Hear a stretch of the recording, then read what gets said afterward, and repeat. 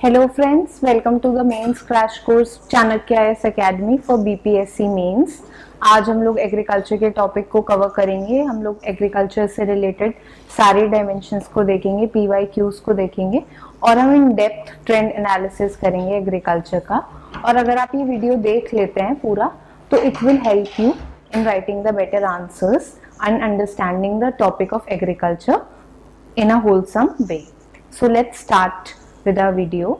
सबसे पहले हम देखेंगे PYQs related to the agriculture, क्योंकि यही सही वे होता है किसी भी टॉपिक को स्टार्ट करने के लिए आपको सबसे पहले उसके PYQs को देखना चाहिए।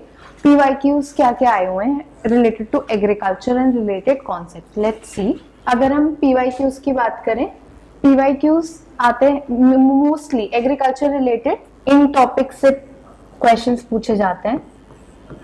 Productivity, trends, growth of agriculture, challenges,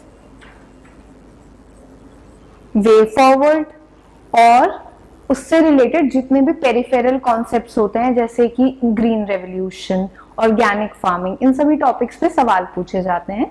and related to the concept of agricultural production and productivity is also concept of food security. तो फूड सिक्योरिटी को भी हम रिलेटेड सीरीज में कवर करेंगे। तो आप देखिए ये सभी क्वेश्चंस एग्रीकल्चर से रिलेटेड पूछे गए हैं प्रीवियस ईयर में। Need of food security in India, evaluate production and productivity trend in Indian agriculture since 1991। अब आपको ये ध्यान देना होगा कि ये एग्रीकल्चर रिलेटेड स्पेसिफिक्स में जा रहा है बीपीएससी और आपसे एग्जैक्टली डिमांड करता है कि आपको पता हो कि कैसे प्रोडक्शन प्रोडक्टिविटी चेंज हुई है पोस्ट 1991 और आपके पास डेटा होना चाहिए टू सब्सटैंशिएट योर आंसर। आप देखते हैं आपको लगता है आप तो सब कुछ लिख के आ गए लेकिन आपको मार्क्स ही नहीं मिले क्योंकि आपके पास डेटा नहीं है, प्रॉपरली एग्जाम्पल्स नहीं है, तो इसीलिए आपके मार्क्स में भी वो रिफ्लेक्ट होता है। तो हम लोग आज देखेंगे इस वीडियो में कि डेटा क्या क्या हमारे पास है, क्या क्या हम अपने आंसर में इनकॉर्पोरेट कर सकते हैं रिलेटेड टू प्रोडक्टिविटी। ये कवर करता है question problems of Indian agriculture, ये भी हम अपने वीडियो में कवर करेंगे। वेज टू रिमूव देम, ये बहुत होलिस्टिकली हम कवर करेंगे। नीति आयोग की रिपोर्ट की सारी रिकमेंडेशंस हम लोग कवर करेंगे। हम लोग ग्रोथ एंड प्रोडक्टिविटी ट्रेंड, ये तो हम देखेंगे, और एग्रीकल्चरल मार्केटिंग से रिलेटेड भी हम डीपली डिस्कस करेंगे। तो अगर आप ये वीडियो पूरा देखते हैं तो आपका एग्रीकल्चर पूरा कवर हो जाएगा। सो लेट्स स्टार्ट। सबसे पहले हम लोगों को समझना होगा कि एग्रीकल्चर की हमारी लाइफ में क्या इंपॉर्टेंस है। Why are we reading agriculture in so much depth and why it is being such an important topic. हर एग्जाम में, इंटरव्यू में आपसे एग्रीकल्चर रिलेटेड सवाल पूछा ही जाता है। सो लेट्स सी एग्रीकल्चर की इंपॉर्टेंस क्या है। अगर हम इंपॉर्टेंस की बात करें एग्रीकल्चर की तो एग्रीकल्चर ना केवल इकोनॉमी, सोसाइटी बल्कि इकोलॉजिकल स्फेयर के लिए भी बहुत ही इंपॉर्टेंट रोल प्ले करता है। इकोलॉजिकल स्फेयर में हमारी पॉलिटिक्स में भी ये रोल प्ले करता है। कौन सी कम्युनिटीज एम्पावर्ड हो जाती हैं, लैंडेड कम्युनिटीज, ये सब इंपॉर्टेंट रोल एग्रीकल्चर का वी आर डिस्कसिंग। सबसे पहले अगर हम बात करें इकोनॉमिक इंपॉर्टेंस की, इकोनॉमिक इंपॉर्टेंस क्या है एग्रीकल्चर की। देखिए सबसे फर्स्ट मेजर थिंग, एग्रीकल्चर सबसे लार्जेस्ट एम्प्लॉयर है हमारी कंट्री का। अराउंड 50% लोग डायरेक्टली एग्रीकल्चर पे डिपेंडेंट है। अराउंड 17% ही जीडीपी में कंट्रीब्यूट करता है। और जितनी भी मेजर इंडाइसेस होती हैं, हमारी इंडाइसेस जैसे हमारी फिस्कल हेल्थ, इन्फ्लेशन, बीओपी, ये सब एग्रीकल्चर डायरेक्टली कंट्रोल करता है। आप देखिए फिस्कल डेफिसिट, एग्रीकल्चरल सब्सिडी बहुत इंपॉर्टेंट कंट्रीब्यूटर है फिस्कल डेफिसिट का। अगर इंपोर्ट्स फूड के ज्यादा हो जाते हैं, एग्रीकल्चरल क्रॉप के, बीओपी क्राइसिस हमारा हुआ है। This is also related to agricultural growth and development. Also when we see inflation, जैसे भी हमारा फूड प्रोडक्शन लेवल होता है उस पर इन्फ्लेशन भी डिपेंडेंट होती है। तो we have seen agriculture forms the backbone of Indian economy. So ये आपको याद रखना है। अगर हम देखें सोशल स्फेयर में भी बहुत इंपॉर्टेंट रोल प्ले करता है एग्रीकल्चर। जितने भी लैंड रिलेटेड जो रूरल एरियाज होते हैं उसमें लैंड और agriculture forms the basis of cohesion. हमारे जीआर की वजह से ओबीसी रेवोल्यूशन आया, जीआर ने लैंडेड कम्युनिटी को एम्पावर कर दिया। उसके बाद हमने देखा ओबीसी रेवोल्यूशन, मंडल कमीशन रिपोर्ट। और अगर हम देखें और भी बहुत सारे फैक्टर्स सोसाइटल कंट्रोल करता है एग्रीकल्चर, जैसे कि rural out migration, feminisation of poverty. So ये सब पॉइंट्स आप मेंशन कर सकते हैं, आपके आंसर को डाइवर्सिफाई करेगा। इकोनॉमिक पॉइंट्स हो गए, सोशल पॉइंट्स होंगे हो गए। अगर हम इकोलॉजिकल पर्सपेक्टिव में देखें एनवायरनमेंट की इंपॉर्टेंस, तो आप देखिए एग्रीकल्चर की इंपॉर्टेंस इकोलॉजिकल स्फेयर में। Eutrophication is because of the agriculture is directly related to agriculture. जितनी भी कैटल फार्मिंग होती है, राइस फार्मिंग होती है, इससे मीथेन रिलीज होती है। Methane directly green house warming में कंट्रीब्यूट करती है, ग्रीन हाउस ग्लोबल वार्मिंग में कंट्रीब्यूट करती है, ग्रीन हाउस इफेक्ट में कंट्रीब्यूट करती है। जितना भी faulty agricultural practices, excessive use of fertiliser, इस सब से क्या हो रहा है, इस सब से लैंड डिग्रेडेशन हो रहा है, सॉइल सैलिनाइजेशन हो रहा है, ग्राउंड वाटर पोल्यूशन हो रहा है। तो एग्रीकल्चर प्रॉपर मैनेजमेंट हमारे इन्वायरमेंट को साउंड रखने में भी इंपॉर्टेंस है। और अगर आप एक पेक्यूलियर चीज देखें, एग्रीकल्चर अफेक्ट कर रहा है इन्वायरमेंट को, और एग्रीकल्चर ही सबसे मेजर सेक्टर है जो इन्वायरमेंट चेंज, क्लाइमेट चेंज से इंपैक्ट भी होता है। इकोनॉमिक सर्वे की रिपोर्ट्स हैं, राइस व्हीट के प्रोडक्टिविटी लेवल्स 2050 तक कितने कम हो जाएंगे due to climate change. So you can see how important agriculture is for us. So you can write this down in your answer. ये सारे कॉन्सेप्ट अगर आप मिला के इंपॉर्टेंस ऑफ एग्रीकल्चर को एक इंट्रोडक्शन तैयार करते हैं, तो आपके मेजर पॉइंट्स कवर हो जाएंगे और आपका आंसर भी डाइवर्सिफाइड लगेगा। अब हम आते हैं फीचर्स ऑफ इंडियन एग्रीकल्चर पे। देखिए, वर्ल्ड ओवर डिफरेंट टाइप के एग्रीकल्चर प्रैक्टिसेस होती हैं। यूएसए में किसी और तरीके की होती है, ऑस्ट्रेलिया में कुछ कुछ अलग फीचर हैं। तो हम देखेंगे कि इंडिया स्पेसिफिक फीचर्स क्या हैं, कि इंडियन एग्रीकल्चर के कौन से पॉइंट्स हैं जो हम बोलेंगे कि these are peculiar to Indian agriculture. Peculiar means specific to Indian agriculture, कि अगर ये सारे फीचर दिख रहे हैं तो हमें देख के ही पता चल जाएगा, सुन के पता चल जाएगा, अच्छा we are talking about Indian agriculture. So let's start. देखिए, आप बोर्ड्स पे भी लिखे हुए हैं क्या क्या पॉइंट है। सबसे पहले, इंडिया में मिक्स्ड एग्रीकल्चर प्रैक्टिस होता है। बताइए मिक्स्ड एग्रीकल्चर क्या होता है? जहां पे हम क्रॉपिंग प्रैक्टिसेस को अदर एलाइड एक्टिविटीज के साथ कंबाइन करते हैं, जैसे खेती भी हो रही है, फिशरी भी हो रही है, कैटल फार्मिंग भी हो रही है, पॉल्यूटरी भी हो रही है। तो ये सब मिला जुला के सारे तरीके की 2-3 चीजें एक साथ कंबाइन होके हो रही है, cropping and other allied activities, तो हम इसको बोलेंगे मिक्स्ड एग्रीकल्चर। अब हम बात करें अगर सेकेंड इंपॉर्टेंट फीचर की, सबसिस्टेंस एग्रीकल्चर। ये क्या होता है कि जितना भी देखिए इंडिया में क्या होता है, मोस्टली लोग agriculture for their own needs कर रहे होते हैं। इसका है अराउंड 80% जो हमारा एग्रीकल्चर है वो सबसिस्टेंस बेस्ड है। सबसिस्टेंस बेस्ड मतलब लोग जितना अपने लिए सफिशिएंट है उतना ग्रो करते हैं, बाकी मास प्रोडक्शन के लेवल पे ग्रो नहीं करते। ये किससे अनलाइक है, जैसे यूएसए, ऑस्ट्रेलिया, वहां पे एक्सटेंसिव फार्मिंग होती है, वहां पे मास प्रोडक्शन लेवल के लिए लोग प्रोड्यूस करते हैं। तो क्या हुआ, 2 important feature, subsistence agriculture, mixed agriculture. ठीक है, now the third point is very peculiar to India, rain fed agriculture. Rain, और आप एक चीज नोट करते जाइएगा, हम फीचर्स डिस्कस करते करते उसके साथ चैलेंजेस भी डिस्कस करेंगे कि क्या इंडियन एग्रीकल्चर चैलेंजेस फेस करता है। तो आप अपने नोट्स चैलेंजेस के भी बनाते जाइए। फॉर एग्जाम्पल देखिए, अगर हम रेन फेड एग्रीकल्चर की बात करें तो अराउंड इंडिया का 60% एग्रीकल्चर रेन्स, मॉनसून पे डिपेंड करता है फॉर इरिगेशन।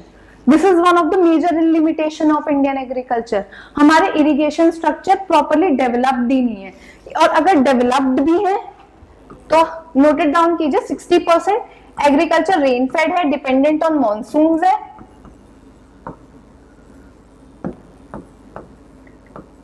मॉनसून्स है। ठीक है, ये one of the major feature है। और इससे रिलेटेड चैलेंजेस क्या क्या है, देखिए क्यों ऐसा है, क्योंकि lack of irrigation infrastructure in India. Around 35 to 45% area irrigated infrastructure से कवर्ड है। अब आप इस पॉइंट को अच्छे से पढ़िए, आपके चैलेंजेस इरिगेशन की जब आप बात करेंगे प्रॉपरली कवर कर लेगा। देखिए क्या क्या चैलेंजेस है, लैक ऑफ इरिगेशन है, और इरिगेशन देखिए फर्स्ट पॉइंट तो यही होगा इतना कम कवरेज है। दूसरा डिस्पैरिटी है, ये जितना भी इरिगेशन कवर्ड है वो सिर्फ कुछ स्पेसिफिक एरियाज में कवर्ड है, जैसे पंजाब हरियाणा में काफी high percentage of land irrigated है, जबकि यूपी बिहार में बात करें या फिर अलग अगर ईस्टर्न स्टेट्स की बात करें, उड़ीसा की बात करें, तो वहां पे बहुत कम इरिगेशन कवरेज है। तो disparity, first point is lack of irrigation, third is unequal distribution of irrigated infrastructure, third point is irrigated infrastructure जो है उसकी भी एफिशिएंसी बहुत कम है इंडिया में। जैसे अगर हम अमेरिका, ऑस्ट्रेलिया या फिर यूरोपियन कंट्रीज की बात करें, वहां पे हम प्रिसीशन या फिर माइक्रो इरिगेशन टेक्निक्स यूज करते हैं इरिगेशन के लिए, जिससे वाटर वेस्टेज कम होता है, ये लैंड सैलिनाइजेशन की प्रॉब्लम नहीं होती। तो ये बहुत एफिशिएंट टेक्निक्स होती हैं, जबकि इंडिया में इरिगेशन की एफिशिएंसी बस 35 to 40% है, जबकि इसे बढ़ा के हम 60% इसको कर सकते हैं। So I think you have understood rainfed agriculture है इंडिया का, क्या क्या प्रॉब्लम्स हैं associated with it in irrigation infrastructure. Now the third point is Indian agriculture is non-mechanized. अगर हम बात करें नॉन मैकेनाइज्ड एग्रीकल्चर की, नॉन मैकेनाइज्ड एग्रीकल्चर से मतलब है कि सिर्फ 38% फार्मर्स जिनका लैंड 2 हेक्टेयर से ज्यादा है वो ट्रैक्टर्स यूज करते हैं। 20 एकड़ से ज्यादा है वो ट्रैक्टर्स यूज करते हैं, सिर्फ 38%। अब हम पढ़ेंगे कि नॉन मैकेनाइजेशन क्यों है इंडिया में, क्यों लोग मशीन यूज नहीं कर पा रहे हैं, क्यों हमारे पास ज्यादातर अभी भी अगर आप रूरल एरियाज में देखें तो without equipments with physical labour farming हो रही है। इसका वन ऑफ बिगेस्ट रीजन है पुअर पॉवर्टी अमंग फार्मर्स। दूसरा लैंड साइज बहुत छोटा है। अगर हम average size of land holdings देखें तो हमारी 86% लैंड होल्डिंग्स जो है वो लेस देन 2 हेक्टेयर है। अगर किसी के पास बहुत छोटा टुकड़ा लैंड का होगा तो उसके पास इंसेंटिव ही नहीं होगा कि वो मशीन्स खरीदे, मशीन्स ले। और वन इम्पॉर्टेंट थिंग इज कि जितनी भी एग्रीकल्चरल मशीन्स हैं या ये सब है, ये ज्यादातर लार्ज एरिया को माइंड में रखते हुए बनाई गई हैं, क्योंकि ये बेस्ड ऑन वेस्ट कॉन्सेप्ट है। तो हमें इनोवेशन लानी होगी, हमें इंडिया स्पेसिफिक डिवाइसेस बनाने होंगे, या फिर हमें लैंड कंसोलिडेशन करना पड़ेगा। लैंड, ये जो छोटे छोटे पोर्शंस ऑफ लैंड है, इनको हम कैसे कंसोलिडेट करें कि हमारा इकोनॉमी ऑफ स्केल आ पाए, लैंड कंसोलिडेशन से इकोनॉमी ऑफ स्केल आ पाए और हमारा मैकेनाइजेशन आ पाए। तो अभी हमने पढ़ लिया irrigation related problems, lack of mechanisation, also problem of fragmented land holdings. देख लिया हमने कि 86% land holding less than 2 hectares हैं, तो ये भी एक चैलेंज है, लैंड फ्रेगमेंटेशन। अब हम बात करेंगे absence of forward and backward linkages. अब आप ये बहुत ध्यान से आप सुनिएगा, ये इसमें आपका सब्सटैंशियल पोर्शन कवर हो जाएगा एग्रीकल्चर का, और इसी फ्रेमवर्क में आप इसको अगर याद करेंगे तो आपको प्रॉपरली मेमोराइज भी हो जाएगा। तो देखिए इंडियन एग्रीकल्चर की फॉरवर्ड और बैकवर्ड लिंकेजेस होते क्या हैं। फॉरवर्ड लिंकेजेस वो होते हैं, जैसे एग्रीकल्चर अगर एज एन एंटरप्राइज की हम बात करें तो इसमें 2 चीजें होती हैं, एक तो प्री प्रोडक्शन, एक पोस्ट प्रोडक्शन लिंकेजेस। तो जो प्री प्रोडक्शन लिंकेजेस होती हैं, जो कि हमें प्रोडक्शन से पहले जिनकी जरूरत होती है, जैसे कि फर्टिलाइजर, सीड्स, इरिगेशन और एक्सपर्टीज, ये सब चीजें जो होती हैं, लैंड से रिलेटेड फैक्टर्स, ये सब किस में आते हैं, ये सब प्री प्रोडक्शन, ये सब बैकवर्ड लिंकेजेस में आते हैं। और फॉरवर्ड लिंकेजेस में आते हैं वो सभी फैक्टर जो हमें प्रोडक्शन हो गया लेकिन उसके बाद जिन फैक्टर्स की जरूरत है। For example agriculture, markets,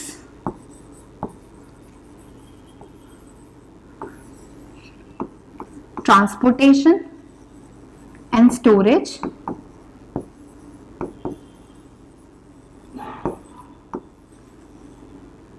insurance,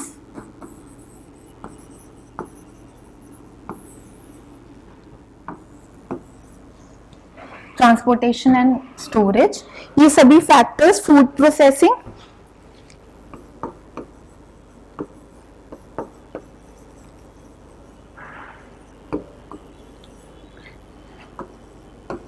MSP, ये सभी फैक्टर्स जो है वो फॉरवर्ड लिंकेजेस में आते हैं, जो हमें प्रोडक्शन के बाद सपोर्ट चाहिए होता है। अब बैकवर्ड लिंकेजेस में क्या क्या आता है? Fertilisers and pesticides, irrigation,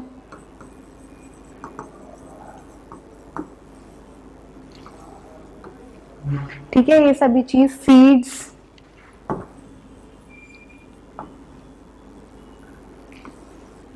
credit, ये सभी चीज जो होती हैं वो बैकवर्ड लिंकेजेस में आती हैं, जो हमें प्रोडक्शन से पहले जरूरत होती है। Fine, so let's see them class one by one. सबसे पहले हम बैकवर्ड लिंकेजेस से शुरू करेंगे। बैकवर्ड लिंकेजेस की क्या प्रॉब्लम है इंडिया में? सबसे पहले irrigation, lack of irrigation facility, जो हमने जब हम रेनफेड वाला पॉइंट डिस्कस कर रहे थे, रेनफेड फीचर, तब हमने डिस्कस किया कि इंडिया में लैक ऑफ सफिशिएंट एग्रीकल्चर है, only around 35 to 40% irrigated land है। इरिगेटेड जो है भी वो अनइक्वली डिस्ट्रीब्यूटेड है, कुछ स्टेट में कंसंट्रेटेड है, जैसे पंजाब, हरियाणा, ईस्टर्न स्टेट्स में इरिगेशन इंफ्रास्ट्रक्चर उतना वेल डेवलप नहीं है, बिहार, यूपी, उड़ीसा, इन जगह प्रॉपरली डेवलप नहीं है। और थर्ड पॉइंट कि इरिगेशन जो इंफ्रास्ट्रक्चर डेवलप भी है उसकी एफिशिएंसी काफी लो है in comparison to micro irrigation techniques. और फोर्थ पॉइंट, ये जो माइक्रो इरिगेशन टेक्निक्स हैं इनको अफोर्ड करना इंडिया के लिए भी मुश्किल है, क्योंकि प्रेजेंट सिनेरियो में these are very expensive. But इसके लिए बहुत सारी स्कीम्स भी चलाई जा रही हैं, जैसे कि प्रधानमंत्री कृषि सिंचाई योजना, ये सब एक्सेलरेट, इसमें 3 कंपोनेंट है, ये आप पढ़ लीजिएगा अच्छे से। और government is working on it, micro irrigation techniques भी हम इंट्रोड्यूस कर रहे हैं। Second point is fertilisers and pesticides. Fertilisers की क्या प्रॉब्लम है? इंडिया में बहुत ही इम्बैलेंस है फर्टिलाइजर्स का। इम्बैलेंस कैसे है? नाइट्रोजन, एनपीके, नाइट्रोजन, पोटैश और पोटेशियम का जो रेशियो होता है बहुत ही इंडिया में वो प्रॉपरली मैनेज नहीं है। ये कुछ और होना चाहिए, लेकिन हम लोग प्रॉपरली, एजुकेशन नहीं है, प्रॉपरली मिसयूज हो रहा है फर्टिलाइजर का, इसीलिए रेशियो गड़बड़ा जाता है। उसकी वजह से बहुत ज्यादा इम्बैलेंस की वजह से बहुत ज्यादा सॉइल की जो क्वालिटी है वो डिग्रेड हो रही है। तो इसके लिए स्टेप क्या लिया गया है? सॉइल हेल्थ कार्ड बनाया गया है, फार्मर्स को प्रॉपरली एजुकेट कर रहे हैं हम कि कितना कहाँ पे डालना चाहिए फर्टिलाइजर्स। प्रिसीशन फार्मिंग टेक्निक्स हो रही है। प्रिसीशन फार्मिंग टेक्निक्स क्या होती है? उसमें आपको एग्जैक्टली पूरे सॉइल में नहीं आप मिलाते, आपको एग्जैक्टली पॉइंट्स किस तरीके से टारगेट करना है, यूजिंग टेक्नोलॉजी, ड्रोन्स, आप टेक्नोलॉजी को यूज करके प्रॉपरली आप कर सकते हैं एडमिनिस्ट्रेट फर्टिलाइजर। ठीक है, तो हमने क्या क्या पढ़ लिया? इरिगेशन रिलेटेड, फर्टिलाइजर और पेस्टिसाइड रिलेटेड। अब है सीड्स रिलेटेड। इंडिया में जो सीड रिप्लेसमेंट रेशियो है वो अराउंड 33 उसको वो है, लेकिन वो आइडियली 1 होना चाहिए। हमें हर साल एटलीस्ट हर साल जो भी HYV सीड्स हैं उनको चेंज करना चाहिए, और जो नॉन हाइब्रिडाइज सीड्स हैं उनको 3 साल में बदलना चाहिए। तो इस सीड्स से रिलेटेड प्रॉब्लम इंडिया में है। सीड्स रिप्लेसमेंट रेशियो बहुत लो है। अब ये बहुत इंपॉर्टेंट फैक्टर है एग्रीकल्चर का। बैकवर्ड लिंकेजेस में क्रेडिट जो है इंडिया में अराउंड 40% फार्मर्स इनफॉर्मल क्रेडिट पे डिपेंडेंट है अभी भी। इनफॉर्मल क्रेडिट क्या होता है? साहूकार, आसपास के मनी लेंडर्स, इनसे वो क्रेडिट लेते हैं। क्रेडिट वो गवर्नमेंट से नहीं ले रहे हैं, तो उनको इससे क्या होता है? वो फार्म लोन्स जो नहीं होते, जिसकी वजह से फार्मर सुसाइड्स भी हो रहे हैं, उनपे कर्जा इतना बढ़ जाता है कि उनका पूरा लैंड इसमें चला जाता है। This leads to farmer suicide. So this is also one of the issue in India की क्रेडिट फैसिलिटेशन फार्मर्स को नहीं मिल पाता, क्योंकि प्रॉपरली कभी डॉक्यूमेंट्स नहीं होते। ये सारे इश्यूज की वजह से बहुत सारे लैक ऑफ फॉर्मल चैनल्स, तो they are trapped in the cycle of death. Now one of the another important factor, ये आप अपने करंट एस्पेक्ट में इसको रिलेट कर सकते हैं, क्लाइमेट चेंज। क्लाइमेट चेंज भी एक बैकवर्ड लिंकेज है, बहुत ही इंपॉर्टेंट एग्रीकल्चर में। अब क्लाइमेट चेंज, जैसे जैसे क्लाइमेट चेंज की हम रेमिफिकेशंस अपने आसपास देख रहे हैं, एग्रीकल्चर को भी वो बहुत इंपॉर्टेंट बहुत ही सिग्निफिकेंटली इम्पैक्ट कर रहा है। इकोनॉमिक सर्वे ऑफ इंडिया 2017 में इसका स्पेसिफिक डेटा है, आप लोग देख लीजिएगा कि कितना राइस और व्हीट की प्रोडक्टिविटी को उसने कम किया है। तो ये आप कोट कर सकते हैं कि how climate change is impacting, this is in the challenges. इस फॉर्मेट में आप याद कीजिए तो आपको सारे पॉइंट्स याद हो जाएंगे और आप प्रॉपरली भी लिख सकते हैं in the sequence what is important, how it comes. तो हमने भी बात की बैकवर्ड लिंकेजेस की, चैलेंजेस और फीचर्स में। बैकवर्ड लिंकेजेस में क्या क्या, इरिगेशन, फर्टिलाइजर, पेस्टिसाइड, जो हमें यूज होता है pre production, irrigation, fertiliser, seeds, credit और क्लाइमेट चेंज, और इससे रिलेटेड हमने इश्यूज पढ़ लिए। Now we would study about the forward linkages. Okay class, forward linkages में क्या क्या आता है देखो। सबसे पहले स्टार्ट करते हैं विद एग्रीकल्चर मार्केट्स। मार्केटिंग पे एक सवाल भी पूछा गया है। अभी प्रेजेंट सिस्टम क्या है क्लास, प्रेजेंट सिस्टम एग्रीकल्चर का है कि एग्रीकल्चर मार्केटिंग का क्या है, जितना भी फार्मिंग प्रोड्यूस होता है वो एग्रीकल्चर मार्केट्स बने हुए हैं जो कि एपीएमसी से रेगुलेट होते हैं, उसमें जाके फार्मर्स अपने प्रोड्यूस को सेल करते हैं थ्रू मिडिलमैन्स। तो उनको क्या होता है, उनकी सारी ट्रांसपोर्टेशन कॉस्ट है उनके और वहीं पे कुछ अपनी ट्रांसपोर्टेशन कॉस्ट से वो लेके जाते हैं मंडीज में, और मंडीज में मिडिलमैन के थ्रू वो एमएसपी पे अपने प्रोड्यूस को दे सेल इट आउट।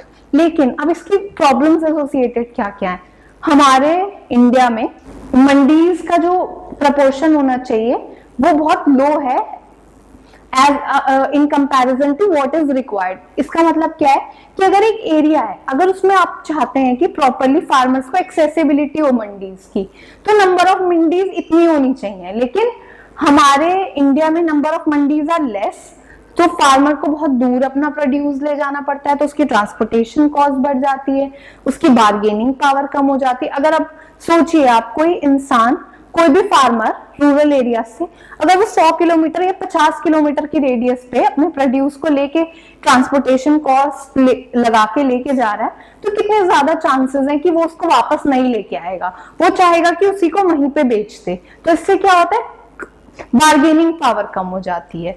ठीक है, तो this is one of the major problem related to agriculture markets, middlemans, less number of mandis, cartelization by middlemen, cartelization of mandis, increase in transportation cost, ये सबको address करने के लिए model APMC act आए, उसमें रिफॉर्म कीजिए। नीति आयोग ने भी यही सजेस्ट किया है, उसमें क्या कीजिए, आप जितने भी मार्केट्स हैं फार्मर्स को परमिशन दीजिए to sell outside, contract farming से रिलेटेड प्रोविजंस होने चाहिए। सो व्हाट वी नीड, हमको मार्केट रिलेटेड हमने प्रॉब्लम समझ ली और सोल्यूशन भी हमने देख लिया। Now we would come to second problem related to forward linkages. और फॉरवर्ड लिंकेजेस में एमएसपी, इंडिया में क्या होता है, एमएसपी अनाउंस होता है अराउंड 23 क्रॉप्स के लिए।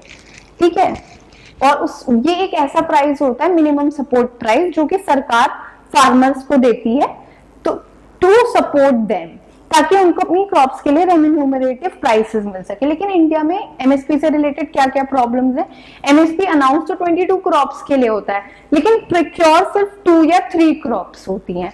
तो this is one of the major problem. MSP का जो एमएसपी रेट है उसका फॉर्मूला और जो फार्मर्स की डिमांड एमएसपी को इंक्रीज करने की, वो काफी वेरी करती है। तो अभी national commission on agriculture income, MS Swaminathan का आई थिंक 2009 में एक कमीशन बना था, उसने सजेस्ट भी किया था कि आप इसको मॉडिफाई करके ऐसे इंश्योर कीजिए कि कम से कम इसका 1.5 टाइम्स फार्मर्स को मिले, so that they are getting remunerative prices for their crops. तो ये हो गया एमएसपी रिलेटेड प्रॉब्लम्स। अब ट्रांसपोर्टेशन और स्टोरेज रिलेटेड, कि वही transportation problem to carry them to mandis and then sell them. Storage का प्रॉब्लम है, properly develop cold storage chain नहीं है।